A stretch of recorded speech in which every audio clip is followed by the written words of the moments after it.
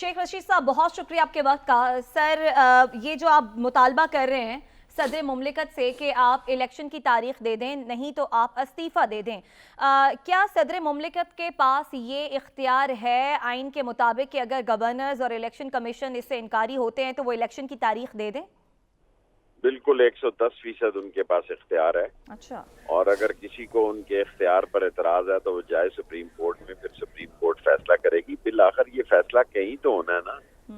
Governor कहे कि मेरे पास इख्तियार नहीं है, इलेक्शन कमीशन कहे कि मेरे पास इख्तियार नहीं है, वो मेरे पास कहे कि पैसे नहीं है, मेरे पास सिक्योरिटी नहीं है, मुल्क का वजीर दफा कहे कि मुल्क डिफॉल्ट हो चुका है, तो फिर मुल्क को किसी को तो देना है ना।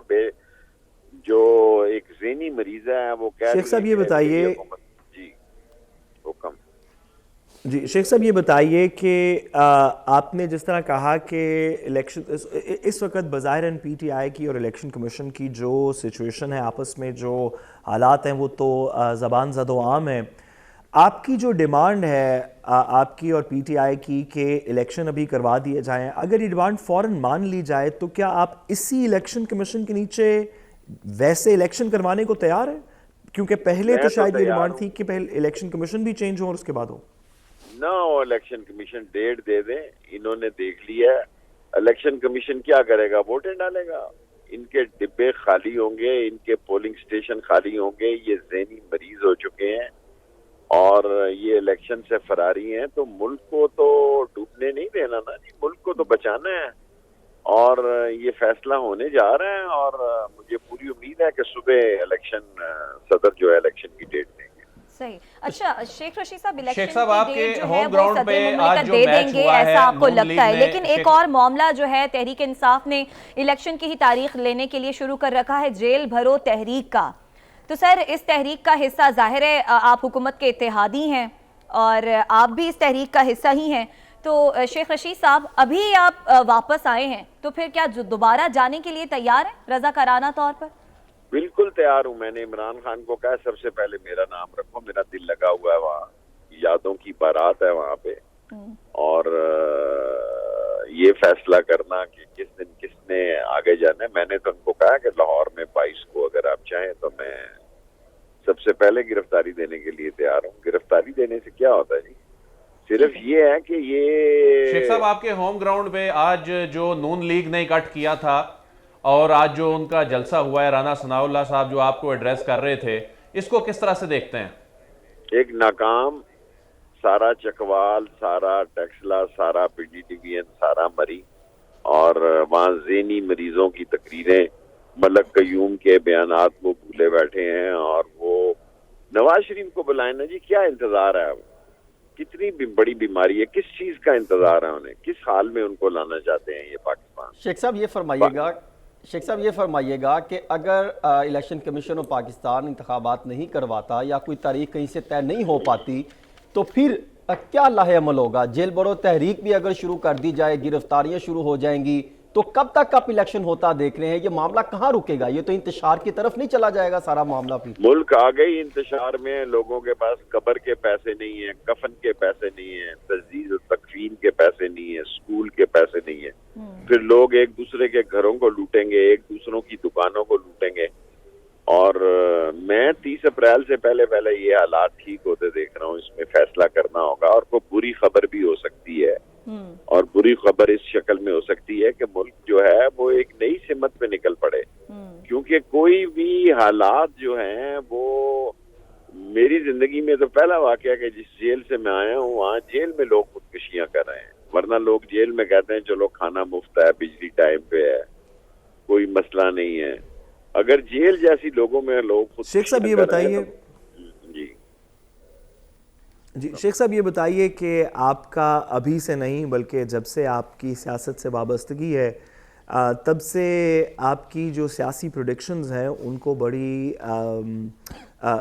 गौर से सुना जाता है पाकिस्तान के अंदर, क्योंकि आप कुछ ऐसी छुपी बातें भी जानते हैं जो दीगर पॉलिटिशियंस यूजुअली नहीं जानते।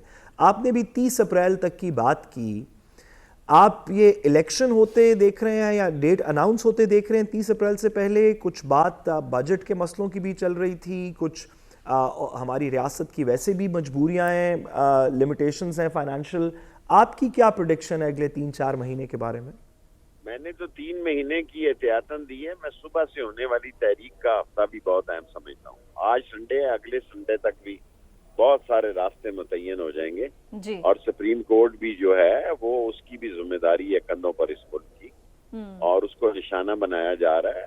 دیکھیں نا, اگر آپ ایک پاکستان کے عسکری اداروں کا امیج تباہ و برباد کرنے پہ کہ بعض طاقتیں تلی ہوں اور اس کے بعد عدلیہ کا نمبر ہو, تو پیچھے رہ کون جائے گا؟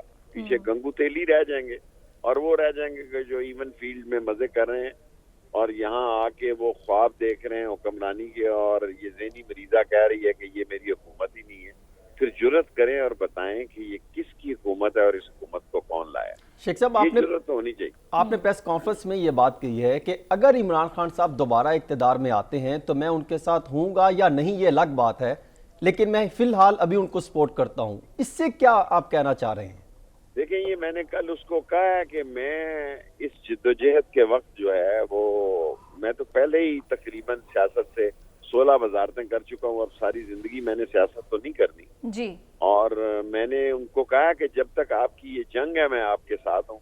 یہ حالات بڑے آسان نہیں ہے. میں اس جنگ کا کچھ بھی نتیجہ ہوتے دیکھ رہا ہوں, اور 30 اپریل تک کوئی بڑا واقعہ بھی ہو سکتا ہے, اور اس میں عمران خان کی جان کو بھی خطرہ ہے, اور میں سپریم کورٹ کو اہم فیصلہ کرتے ہوئے دیکھ رہا ہوں. اچھا شیخ رشید صاحب, آپ نے کہا کہ آپ سابق وزیر اعظم عمران خان کے ساتھ ہیں. اس وقت جو تحریک انصاف فیصلے لے رہی ہے, سعد رسول صاحب مجھے بات کرنے دیجیے, پھر آپ بھی سوال کر لیجئے گا.